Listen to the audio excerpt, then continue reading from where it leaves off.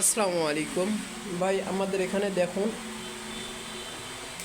ভাই, আমার এখনই মেশিন চালু করবে, এই জন্য বান্ডেল খুলতেছে। আপনারা দেখতে থাকুন আমরা কিভাবে জালগুলো তৈরি করি, সকল প্রসেস আমরা আপনাদেরকে দেখাবো। আর আপনারা দেখতে থাকুন, আমাদের জালগুলো তৈরি হয়ে গেছে।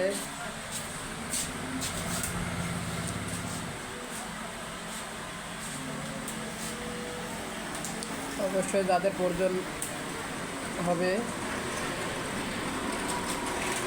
শেয়ার করে পাশে থাকবেন।